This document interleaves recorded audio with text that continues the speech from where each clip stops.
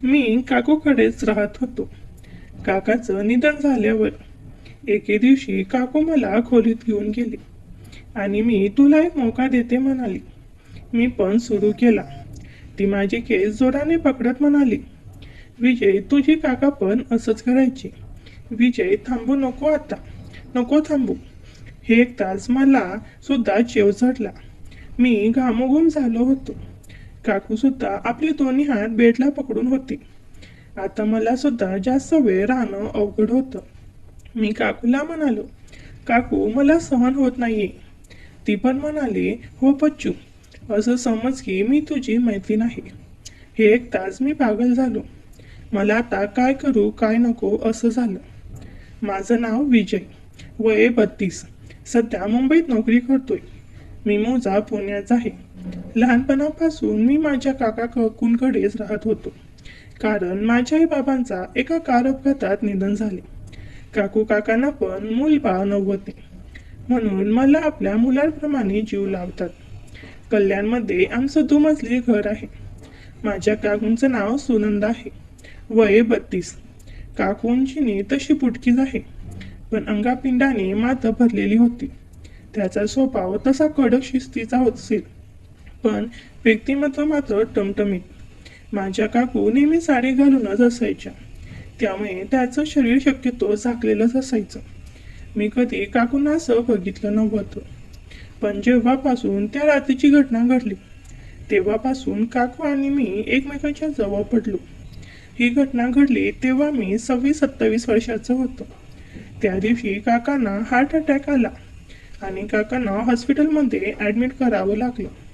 माझं इंजिनिअरिंग पूर्ण कंप्लीट झालं होतं आणि मी घरीच बसून यूट्यूब, फेसबुक, गुगलवरून अर्निंग करत असायचो. काकूसुद्धा घरीच होत्या. हॉस्पिटलमध्ये काकांची ट्रीटमेंट चालू होती, तरी त्यांच्या तब्येतीत काही सुधारणा दिसत नव्हती. काकांना या अवस्थेत बघून काकू कसल्या होत्या. मी एकुलता एक असल्यामुळे काकूंना माझाच आधार होता. माझ्या काकूची बहीण आणि भाऊ म्हणजेच माझी मावशी आणि मामासुद्धा लगेच हॉस्पिटलमध्ये पोचले होते. जशी जमले तशी मदत सर्वजण करतच होते आणि 2-1 दिवसातच जे नको होतं ती बातमी डॉक्टरांनी दिली. काकांना आता यातून वाचवणं शक्य नव्हतं. हे ऐकताच काकूंना चक्कर आली.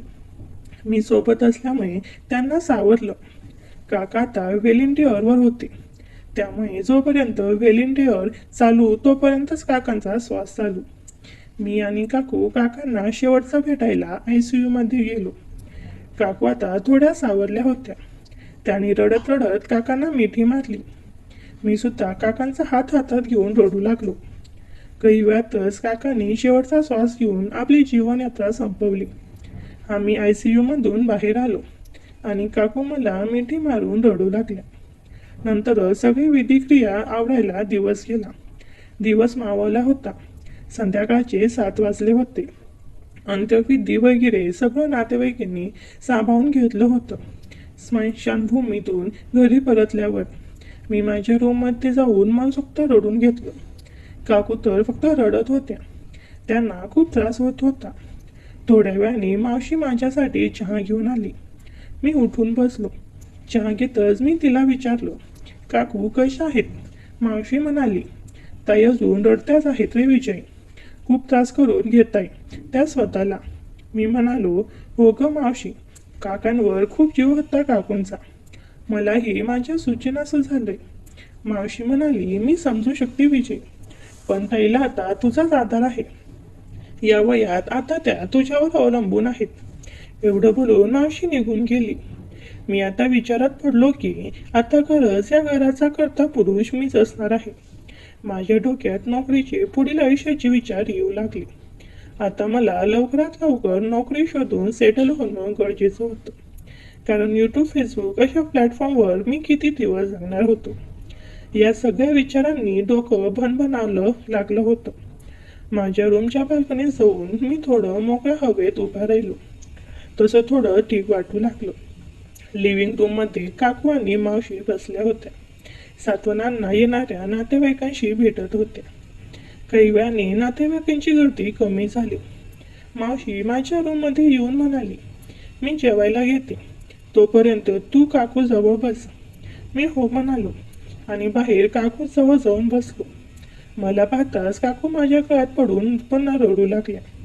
मी काकूंना जवळ घेऊन त्यांना शांत करू लागलो.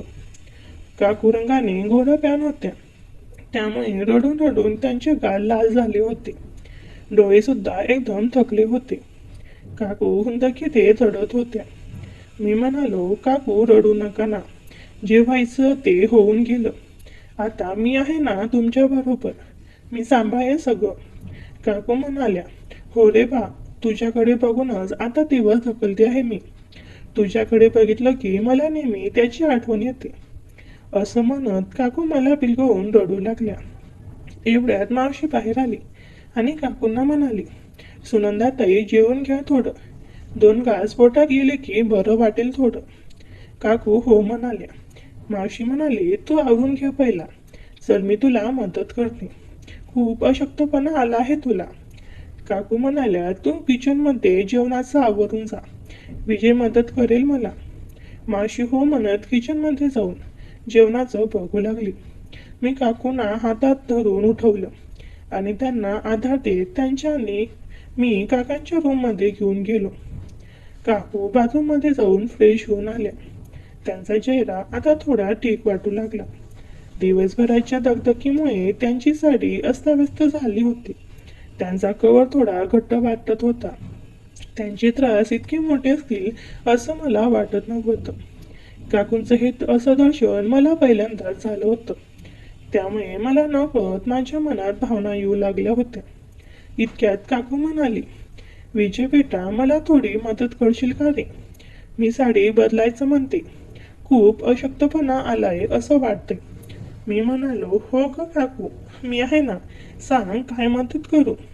काकू म्हणाली, पहिला दरवाजा पुढे कर आणि तो झिरो ब्लॉक लाव आणि कपाट उघडून त्यातली ती दुसरी लाल साडी दे, सोबत कवर पण असेल ते सुद्धा दे. मी हो म्हणालो, तू बस इकडे. असं म्हणत मी दरवाजा पुढे केला आणि निळ्या कलरचा छोटा झिरो ब्लॉक लावला आणि मी कपाटात लाल रंगाची साडी शोधू लागलो. मला साडी आणि कवर सापडले.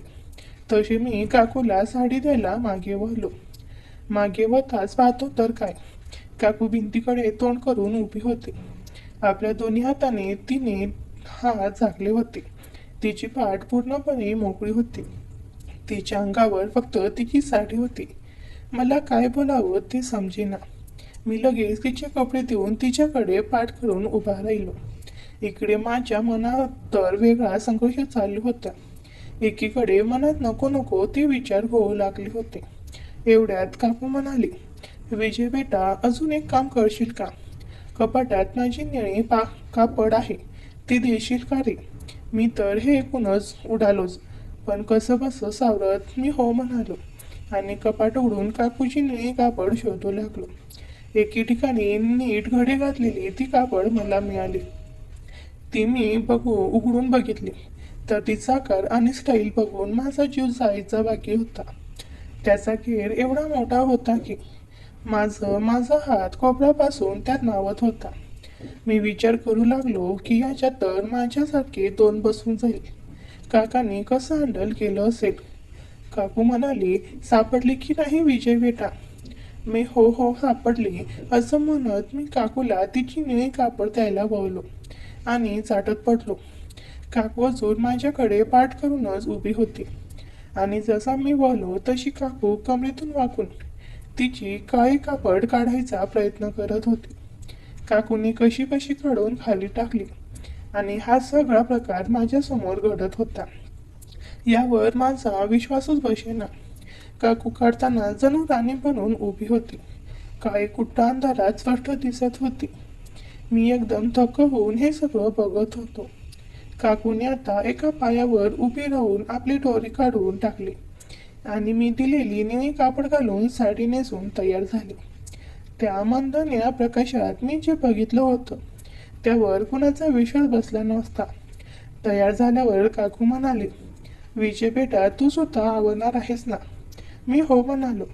काकू म्हणाली, ठीक आहे, आवर लवकर, मी थांबते इथेच. मी फ्रेश व्हायला बाथरूममध्ये जायला लागलो. तेवढ्यात काकू म्हणाली, विजय, माझे कपडे बाथरूममध्ये ठेवशील का? मी हो म्हणून काकूने काढून दिलेली साडी परपर हे उचलून घेतलं आणि बाथरूममध्ये निघालो. काकू परत म्हणाली, विजय ही पण ठेव ना आत. असं म्हणत काकूने खाली काढून ठेवलेली काडी तसती माझ्या हातात दिली. मी काही न बोलता बाथरूममध्ये गेलो आणि दरवाजा लॉक केला. आत येताच मी मोठा सुस्कारा सोडला. मनात खळबळ तर वेगळीच होती. जीव नुसता उड्या मारत होता.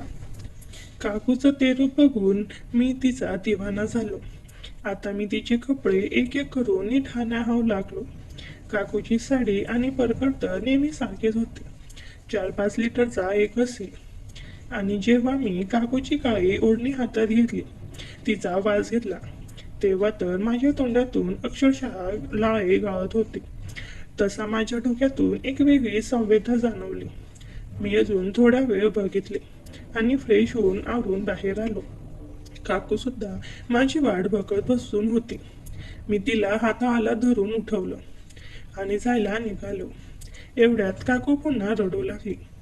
मी काकूला धीर देत म्हणालो, काकू, मी समजू शकतो की तुला किती दुःख होत असेल, पण आपल्याकडून जेवढं होईल ते सर्व आपण केलंय काकांसाठी आणि ते आपल्यासोबतच असणार आहेत. काकू म्हणाली, हो रे बेटा, मला समजतंय सर्व, पण ते असं एकटं सोडून जातील असं नव्वतं तरी वाटलं मला कधी. मी म्हणालो, काकू, तू एकटी नसणार आहेस. मी आहे ना तुझी काळजी घ्यायला. तुला हवं नको ते बघायला मी असणार आहे. काकू म्हणाली, पण आज खूप एकटं वाटतंय रे. त्यांच्याशिवाय मला झोप सुद्धा लागणार नाही आज. मी म्हणालो, काकू, मी झोपतो आज तुमच्या खोलीत. तू नको काळजी करू.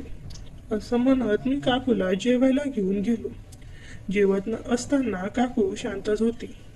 घरी आता फक्त मी, काकू आणि मावशी, मामा एवढे जण होतो. बाकीचे नातेवाईक भेटून लगेच परत गेले होते. जेवण झाल्यावर मावशीने मला विचारलं, विजय, आज झोपायची सोय कशी करायची आहे? मी म्हणालो, मावशी, आज काकूजवळ मी झोपतो. ती जरा खूप टेन्शनमध्ये आहे. तसंही तुम्हाला उद्या लवकर उठावं लागणार आहे. मग तुम्ही माझ्या रूममध्ये झोपा आणि मामा लिव्हिंग रूममध्ये झोपेल. मावशी म्हणाली, हो, खरंच तुझं चालेल तसंच करू. मग आपण काही लागलं रात्री तर सांग मला. असं म्हणून मावशी किचनमधून आवरायला निघून गेली. मी मामाला पण या गोष्टीची कल्पना दिली. तो सुद्धा तयार झाला. काही वेळाने मावशी किचनवरून बाहेर आली. माझ्या रूममध्ये आणि लिव्हिंग रूममध्ये अंथरून पांघरून या सगळ्यांची नीट व्यवस्था करून देऊन मी बेडरूममध्ये आलो. दिवसभराच्या सर्व दगदगीमुळे शरीर थकून गेलं होतं. डोक्यात खूप साऱ्या विचारांचं काहूत माजलं होतं. काकाचं असं अचानक जाणं, काकूला होणारा त्रास, त्या संध्याकाळी घडलेला तो प्रकार, यामुळे काय करावं तेही कळत नव्हतं. मी बेडरूममध्ये आलो तेव्हा तिकडे काकू नव्हती. म्हणून मी फक्त दार पुढे करून कपडे बदलू लागलो. टी शर्ट, जीन्स बाजूला टाकली आणि रात्री घालायचे कपडे शोधू लागलो. एवढ्यात बेडरूमची लाईट लागली आणि पाहतो तर काकू आत आली होती आणि तिने नकळत लाईट लावला होता. मला फॅनची गरम कापड घालायची सवय आहे. त्या संध्याकाळी काकूचं ते रूप बघून माझं मन तसं अस्वस्थ राहिला होता. का माहीत, पण काकू काही न बोलता तशीच उभी होती. मी सुद्धा मग नाईट पॅन्ट आणि टी शर्ट शोधून घातला. मीच मग काहीतरी बोलायचं म्हणून काकूला विचारलं, काकू, मी खाली झोपतो, तू बेडवर झोप, ठीक आहे ना? काकू म्हणाली, विजय, खरं सांगू, आज झोप येईल की नाही माहीत नाही रे. तू खाली नको झोपू, माझ्या जवळ झोप. मी ठीक आहे म्हणून पांघरून शोधू लागलो तर बेडरूममध्ये एकच ब्लँकेट राहिलं होतं. बहुतेक मामा आणि मावशीची सोय करताना एखादा जास्तीचा ब्लँकेट तिकडे दिला असावा. मी काकूला म्हणालो, काकू, एकच ब्लँकेट आहे इकडे. मी एक काम करतो, माझ्या रूममधून माझं ब्लँकेट घेऊन येतो. तशी काकू म्हणाली, विजय बेटा, हा ब्लँकेट बराच मोठा आहे आणि मावशी पण झोपली असेल. असू दे आजच्यासाठी. मी पण हो म्हणालो आणि काकूला विचारलं, काकू, AC लावू का गं? चालेल का तुला? काकू हो म्हणाली. मी AC सत्तावर ठेवली आणि बेडरूमचा दरवाजा पुढे केला. सर्व लाईट बंद करून फक्त मंद पिवळा 0 बल्ब लावून मी बेडवर आलो. काकूने ब्लँकेट अंगावर घेतली होती आणि काकू माझ्याकडे पाठ करून झोपली होती. मी सुद्धा ब्लँकेटमध्ये शिरलो आणि छताकडे बघत तसाच पडून राहिलो. आता AC मुळे रूम थंड झालेली जाणवत होती. थोड्या वेळात मला काकूंच्या रडण्याचा बारीक आवाज ऐकू आला. काकूला या अवस्थेत बघून मला वेगळंच वाटत होतं. मी काकूकडे सरकलो आणि तिच्या खांद्यावर हात ठेवून तिला म्हणालो, काकू शांत हो. मला समजतंय तुझ्यासाठी हे खूप कठीण आहे, पण काका आपल्यासोबत कायम असणार आहे आणि मी तर आहेच तुझी काळजी घ्यायला. काकू रडतच म्हणाली, विजय तुझ्या काकाने खूप दिलंय रे मला. आज त्यांच्या शिवाय जगणं मुश्किल झालं आहे मला. मी काकूकडे सरकलो आणि तिच्या खांद्यावर प्रेमाने माझं डोकं ठेवून तिला मागून बिलगलो.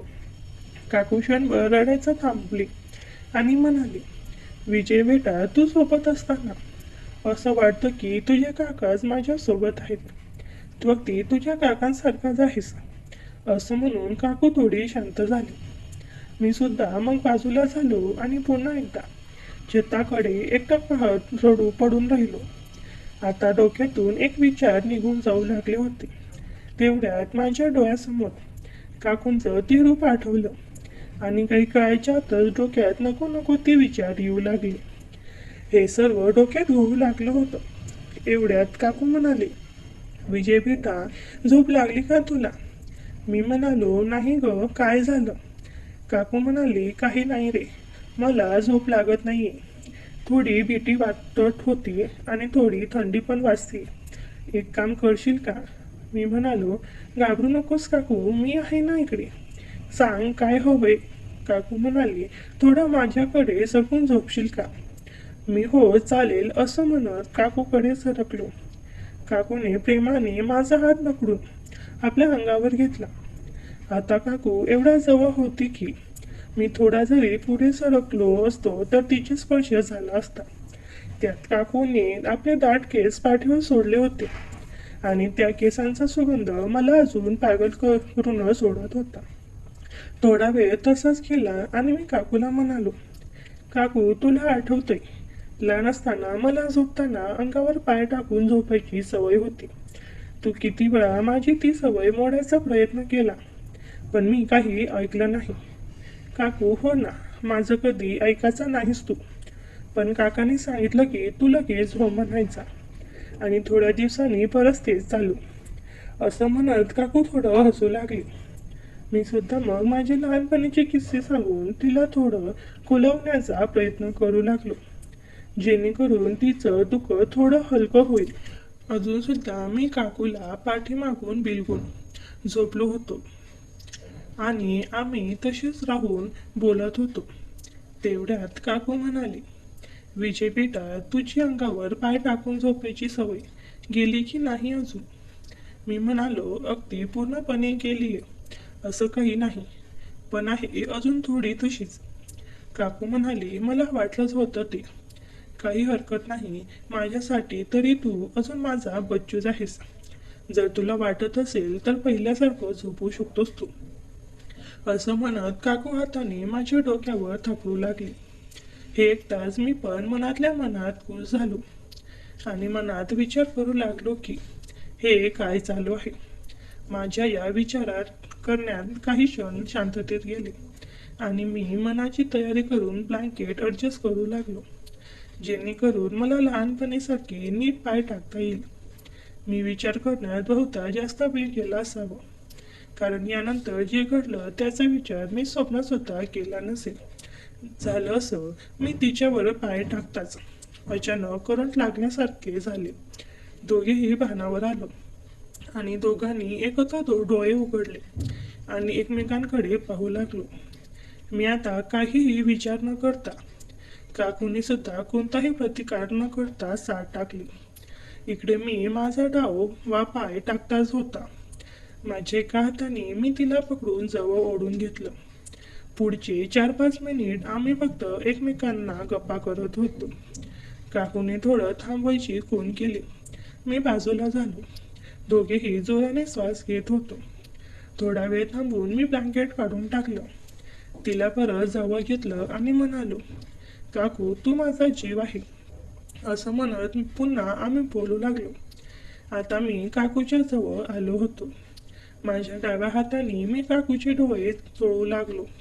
काकू खुश होऊ लागली. तिच्या स्वागतात मला हे जाणू लागलं. अगदी स्तब्ध देत काकू मला जवळ करू लागली. आता मी काकूच्या डोळ्यात बघितलं आणि विचारलं, काकू काय करायचं आहे पुढे? काकू म्हणाली, विजय तू जे करशील ते मला मान्य आहे. शेवटी तू माझा पच्चुत्तर आहेस. असं म्हणत काकू पण माझ्या डोक्यावर हात फिरवू लागले. काकूने माझी आतुरता बघून सपोर्ट करायला सुरुवात केली. मी त्या वासाने मंत्रमुग्ध झालो आणि समोर असलेल्या माझ्या काकूच्या विटभर लहान तोंडाकडे बघतच राहिलो. हे करताना काकूने आपल्या दोन्ही हाताची माझे केस पकडून मला आत दाबू लागले. माझ्या खांद्यावर ठेवून मला आवू लागले. काकू आता थोडं दुखी होती. मी थोडं बाहेर येत विचारलं, काय झालं काकू? ठीक आहेस ना तू? बरं वाटतंय ना तुला? काकू माझे केस जोराने पकडत म्हणाले, विजय तुझे काका पण असंच करायची. विजय थांबू नको आता, नको थांबू. एक तास मला सुद्धा चेव चढला. मी घामाघूम झालो होतो. काकू सुद्धा आपले दोन्ही हात बेडला पकडून होते. आता मला सुद्धा जास्त वेळ राहणं अवघड होतं. मी काकूला म्हणालो, काकू मला सहन होत नाहीये आता. काकू म्हणाली, होय रे बच्चू, मला माहिती आहे. मी सुद्धा कधीपासून वाट बघतीये. ही आता जास्त वेळ नको घालू. असं म्हणताच मी ब्लँकेट बाजूला केली. काकूचा चेहरा लालबंद होते. मी काकूला म्हणालो, काकू चल आता खूप झालं. काकू म्हणाली, बच्चू हो रे बेटा, तुला जे हवंय ते बोल. मी काकूला आता माझ्या साईडला घेतलं. काकूने सुद्धा माझा इशारा समजून मला जागा करू लागली. मी काकूला म्हणालो, काकू खुश आहे ना? काकू सुद्धा त्यावेळी सुकावली होती. ती पण म्हणाली, हो बच्चू, असं समज की मी तुझी मैत्रीण आहे. हे एक तास मी पागल झालो. मला आता काय करू काय नको ते असं झालं. काकूने मला मिठी मारली आणि पापी द्यायला लागली. अर्धा पाऊण तास आम्ही हेच करत होतो. काकू उठल्या आणि बोलल्या, तुझ्यासाठी एक सरप्राईज आहे. मी म्हणालो, आता काय? मग काकू पूर्ण मोकळ्या झाला. मी त्यांचे भरदार व्यक्तिमत्व पाहून भारावून गेलो. मी म्हणालो, काकू काय दिसताय तुम्ही?